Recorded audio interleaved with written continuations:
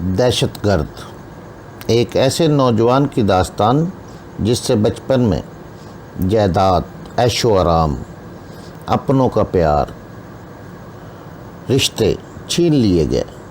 حالات کے چنگل میں پھنس کر وہ جرائم کی دنیا میں داخل ہوا۔ محب وطن ہوتے ہوئے ملک دشمن قرار دیا گیا۔ انڈیا گیا تو قدم قدم پر موت نے گھیرا، مگر اس نے انڈیا میں انڈیا کی بینڈ بجائے رکھی۔ داستان کی طرف جانے سے پہلے چینل کو سبسکرائب کریں، لائک اور شیئر کر کے اپنی محبت کا ثبوت دیں۔ ایک دل ہلا دینے والی داستان، دہشت گرد۔ دہشت، قسط نمبر 4646۔ احمق ہو تم، گلوریا نے منہ بنا کر کہا۔ تم وہ رقم بھول گئے جو وڈیرے احمد بخش کی؟ ہاں یاد آیا، میں نے اس کی بات کاٹ دی۔ میں اس رقم کو واقعی بھلا بیٹھا تھا۔ جب آدمی کے نزدیک دولت کی اہمیت نہیں ہوتی ہے تو وہ اتنی بڑی بڑی رقموں کو یوں ہی فراموش کر دیتا ہے۔ گلوریا پھر مسکرانے لگی۔ بہرحال اس رقم سے ہمارا کام ہو جائے گا۔ میں کل ہی اسٹیٹ ایجنٹ کے ذریعے اس کوٹھی کا سودا کرتی ہوں۔ دعا کرو وہ کوٹھی ابھی تک نہ بکی ہو۔ دوسرے دن تیمور واقعی الن پلوان کو لے آیا۔ اپنی جسامت سے واقعی وہ پلوان لگ رہے تھے۔ ان کے ساتھ ان کا ایک شاگرد بھی تھا۔ اس نے لکڑی کی ایک صندوقچی اٹھا رکھی تھی۔ تیمور پلوان جی کو لے کر سیدھا میرے پاس آ گیا۔ مجھے دیکھتے ہی پلوان جی بولے، دیکھنے میں تو ٹھیک ٹھاک ہی لگتا ہے، تھوڑی سی محنت کرے تو اچھا پلوان بن سکتا ہے۔ انہوں نے میرے شانے پر ہاتھ مارا اور آلتی پالتی مار کے میرے سامنے بیٹھ گئے۔ پلوان جی، تیمور نے کچھ کہنا چاہا۔ بس اب چپ کر جاؤ، پلوان جی نے اس کی بات کاٹ دی۔ میں جانوں اور مریض جانے۔ انہوں نے میری ٹانگ پکڑ کر گھسیٹ کر اپنی طرف کر لی۔ مریض یہ نہیں پلوان جی، تیمور چیخ کر بولا۔ این اس وقت گلوریا بھی کمرے میں داخل ہو گئی۔ میں نے جب پلوان جی کو میری ٹانگ کھینچتے ہوئے دیکھا تو وہ بے اختیار ہنسنے لگی۔ ارے یار، تو اس میں ہنسنے کی کیا بات ہے؟ مجھے مریض کے پاس لے چلو اور اس بی بی سے کہو کہ یہاں میرا کوئی تماشا نہیں ہو رہا اور نہ ہی بندر ناچ ہو رہا ہے۔ یہ جو کھیکی کر رہی ہے اس کی بات کا برا بات مانے پلوان جی، میں نے آہستہ سے کہا۔ بیچاری پاگل ہے۔ پلوان جی نے تعصب بھرے انداز میں گلوریا کی طرف دیکھا اور زیر لب بڑبڑائے۔ واہ میرے مولا، تیری شان، کتنی سونی لڑکی ہے مگر پاگل ہے۔ ہماری یہ گفتگو اگر گلوریا سن لیتی تو مارنے مرنے پر تل جاتی۔ وہ مجھے دیکھ کر وقفے سے اب بھی ہنس رہی تھی۔ آئیے پلوان جی، میں آپ کو مریض کے پاس لے چلوں، میں نے اٹھتے ہوئے کہا۔ پلوان جی بھی بمشکل تمام اپنا باریک پر کم جسم سنبھال کر اٹھ کھڑے ہوئے۔ تیمور بھی ہمارے ساتھ تھا۔ وہ مجھ سے انگلش میں بولا۔ میں نے پلوان جی سے کہا ہے کہ ہمارے ایک دوست چھت کی دوسری منزل سے جمپ لگائی تھی۔ پلوان جی پوچھے تو تم بھی یہی بتانا۔ پلوان جی کو دیکھ کر فریڈی کی آنکھیں چمکنے لگی۔ اس کے سامنے ہم نے متعدد بار کہا تھا تمہارا علاج کوئی پہلوان ہی کرے گا، تو ایسا کر پتر، انہوں نے تیمور سے کہا۔ اپنے دوست کو دھوتی باندھ دے تاکہ میں اچھی طرح گھٹنوں کے جوڑ دیکھ سکوں۔ تیمور نے فریڈی کی پائنتی کی طرف سے پڑی ہوئی چادر اٹھائی اور فریڈی کی طرف اچھالتے ہوئے بولا، پلوان جی چاہتے ہیں کہ تم جینز کی بجائے دھوتی باندھ لو، پلیز ذرا میری مدد کرو۔ فریڈی نے کہا، میں اٹھ نہیں سکتا۔ میں پلوان جی کو کمرے سے باہر لے گیا تاکہ تیمور فریڈی کے کپڑے بدل سکے۔ پلوان جی کا شاگرد روبوٹ کی طرح ساتھ تھا۔ اس نے جو صندوقچی اٹھا رکھی تھی میرے اندازے کے مطابق خاصی بھاری تھی، کیونکہ شاگرد کا چہرہ لال سرخ ہو رہا تھا، مگر اس نے ایک لمحے کے لیے بھی اس صندوقچی کو نیچے نہیں رکھا تھا۔ ایسا لگ رہا تھا جیسے اس میں کوئی خزانہ ہے جسے موقع پاتے ہی ہم میں سے کوئی اڑا لے گا۔ فریڈی کے دونوں گھٹنے بری طرح سوجے ہوئے تھے۔ پلوان جی نے اس کے پاؤں کو اوپر نیچے حرکت دینا چاہی، مگر اس کے منہ سے چیخ نکل گئی۔ انہوں نے گھٹنوں کو مختلف طریقے سے دبا کر دیکھا، پھر پرخیال انداز میں بولے، میں دعوے سے کہہ سکتا ہوں کہ یہ جوڑ چھلانگ لگانے کی وجہ سے نہیں نکلے۔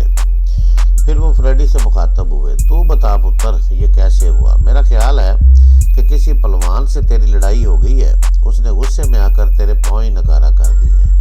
اس بات کو چھوڑیں پلوان جی، تیمور نے کہا کہ یہ کیسے ہوا؟ آپ تو صرف یہ بتائیے کہ جوڑ بٹھا سکتے ہیں یا نہیں؟ او کاکا، پلوان جی تیمور کو گھورتے ہوئے بولا، جب تک مجھے اصل بات معلوم نہیں ہوگی میں علاج کیسے کروں گا؟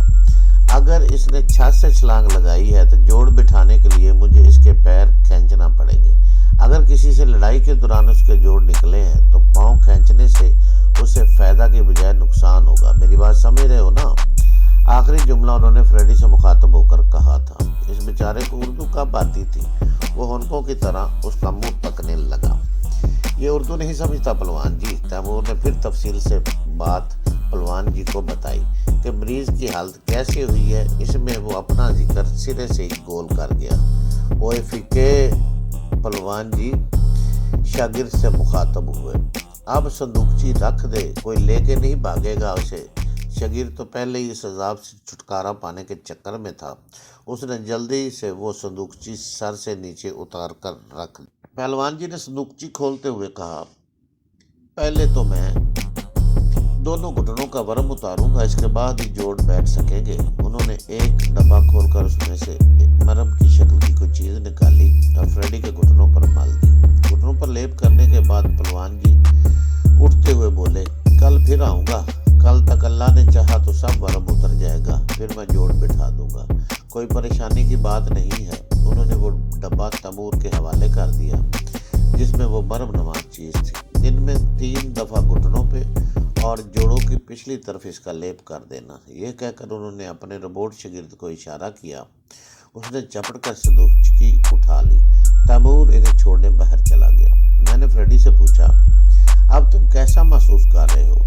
میری تکلیف حیرت انگیز طور پہ کم ہو رہی ہے۔ پھر وہ شکر امیز لہجے میں بولا، آپ میرے لیے اتنی تکلیف کیوں اٹھا رہے ہیں، یہ جانتے ہوئے بھی کہ میں آپ کا دشمن ہوں؟ دشمن تھے، میں نے ہنس کر کہا، مگر اب تم ہمارے دوست ہو۔ پھر اچانک میں نے کہا، فریڈی تمہاری ٹانگیں ٹھیک ہو جائیں گی تو ہم تمہیں نہیں روکیں گے، دل چاہے تو ہمارا ساتھ دینا، دل نہ چاہے تو مت دینا، ہماری طرف سے تم پر کوئی پابندی نہیں ہوگی۔ یو آر گریٹ کامران صاحب، فریڈی نے خوشی سے لرزتی ہوئی آواز میں کہا، میں اب بھلا کہاں جا سکتا ہوں؟ تنظیم کے ہاتھ بہت لمبے ہیں، وہ لوگ مجھے زندہ نہیں چھوڑیں گے، میں آپ ہی کے ساتھ رہنا چاہتا ہوں۔ گلوریا نے بلند آواز میں اسے پکارا۔ گلوریا شاید کہیں نزدیک ہی تھی، آواز سنتے ہی کمرے میں آ گئی۔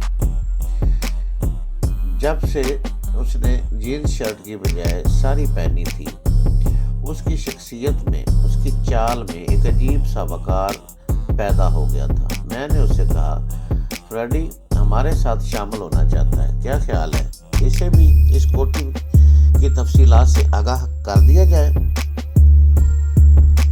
اس بات کی کیا ضمانت ہے کہ یہ آئندہ بھی ہمارا وفادار رہے گا؟ گلوریا نے کہا، دنیا میں سب سے زیادہ پیاری مجھے اپنی بہن ہے، وہ آج کل مشیگن یونیورسٹی میں پڑھ رہی ہے۔ میں اسی بہن کی قسم کھا کے کہتا ہوں، میں ہمیشہ تم لوگوں کا وفادار رہوں گا۔ فریڈی جذباتی ہو گیا، اس کے لہجے میں سچائی کی جھلک تھی۔ پھر گلوریا نے اسے تفصیل سے محمد علی سوسائٹی کوٹھی کے بارے میں بتا دیا۔ ذرا چیک تو کرو کہ ہمارے پاس کیش کتنا ہے، گلوریا نے مجھ سے کہا۔ میں نے علی مراد کو آواز دے کر کہا کہ میرا وہ سوٹ کیس اٹھا لاؤ جو میں نے تمہارے پاس رکھوایا ہے۔ وہ تو سائیں بنگلے پر ہے، علی مراد نے جواب دیا۔ ابھی گاڑی آ جائے تو میں سوٹ کیس لے آؤں گا۔ مجھے اچانک اس شراڑ کا خیال آیا جو ہم نے حیدری سے اٹھائی تھی، اس میں زیورات بھی تھے۔ میں نے علی مراد سے پوچھا، وہ شراڑ کہاں ہے؟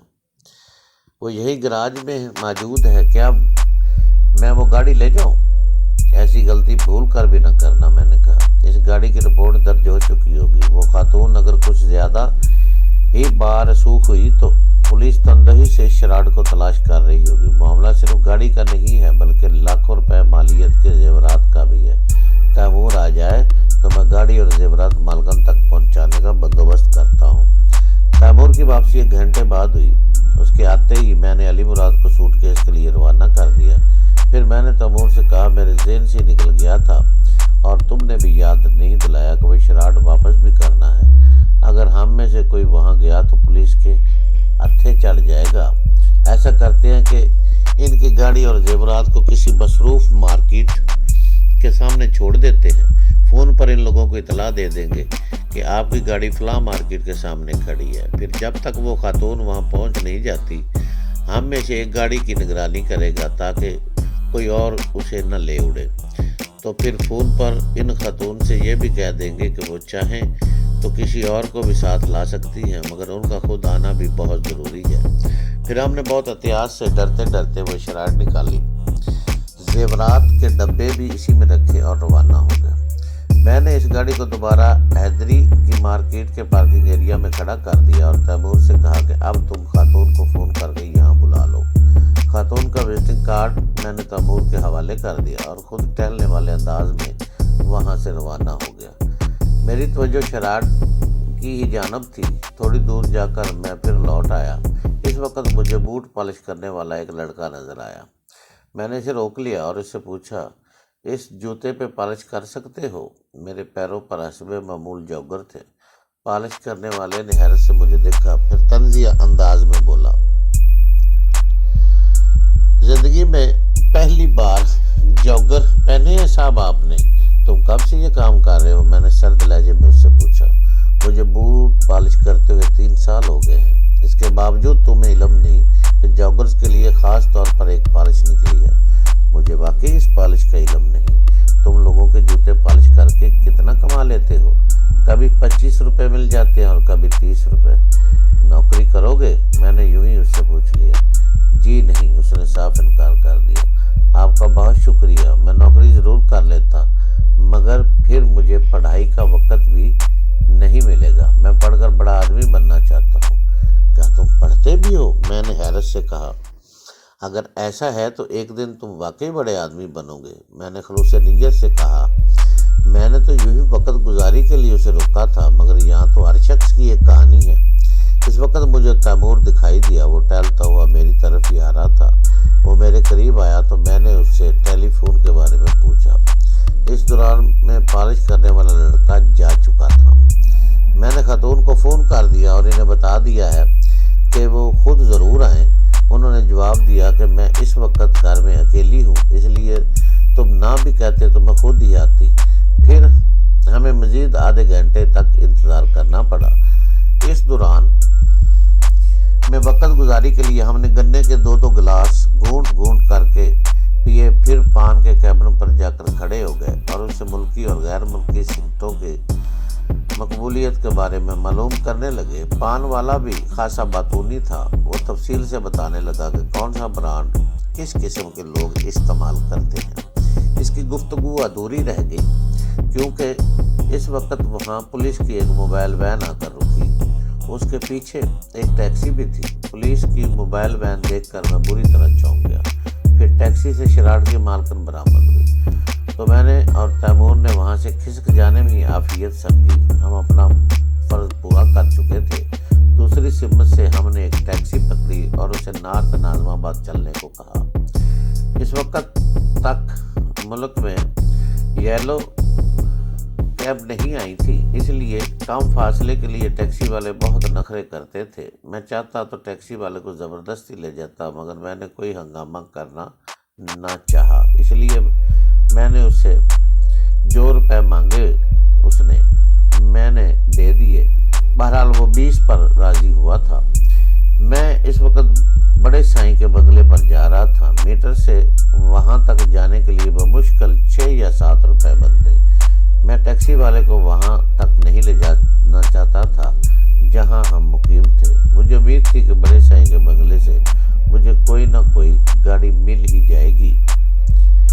हम लोग बंगले पर पहुंचे तो नौकरों ने बताया कि साईं मुराद अभी अभी एक सूटकेस लेकर गया है, शायद वो गोट गया हुआ। यहाँ कोई और गाड़ी मौजूद है? मैंने पूछा, मगर वो कुछ कहते कहते हिचकिचाने लगे। हाँ बोलो, मगर क्या? साईं अली मुराद के हुक्म के बगैर हम यहाँ कोई चीज़ नहीं दे सकते, मुलाजिम ने दिल खड़ा करके कहा। पहले तो मुझे इसके इनकार पर गुस्सा आया, मगर ये सोच कर उतर भी गया कि ये बेचारे तो मुलाजिम हैं। अगर ये इनकार कर रहे हैं तो इनमें इनका भला क्या कसूर है? अरे कामरान, तैमूर ने मुँह बनाकर कहा। یہاں سے فاصلہ ہی کتنا ہے، ہم لوگ 1-1.5 گھنٹے میں پیدل ہی وہاں پہنچ جائیں گے۔ پیدل جانے کے سوا کوئی چارہ بھی نہ تھا، اس لیے میں اور تیمور پیدل ہی روانہ ہو گئے۔ اندھیرا تیزی سے پھیل رہا تھا، کچھ دور تک تو اسٹریٹ لائٹ کی روشنی نے ساتھ دیا، مگر پھر جلد ہی آباد علاقے کو بہت پیچھے چھوڑ آئے۔ چلتے چلتے میں نے پوچھا، تیمور تمہارے پاس ریوالور ہے؟ میں تو ریوالور ہر گھڑی اپنے ساتھ رکھتا ہوں، تیمور نے کہا۔ کچھ ایسی عادت پڑ گئی ہے کہ ریوالور کی کہ اس کے بغیر میں خود کو ادھورا سمجھتا ہوں، وہ ہنس کر بولا۔ ریوالور تو یقینی طور پر تمہارے پاس بھی ہوگا، میں خود بھی ریوالور کے بغیر کسی ہتھیار کے کہیں نہیں جاتا، باتھ روم تک بھی نہیں جاتا۔ تیمور سے اب تک میری تفصیلی ملاقات نہیں ہوئی تھی، اس لیے میں نے اسے بھی اپنے آئندہ منصوبے سے آگاہ کر دیا۔ اس سارے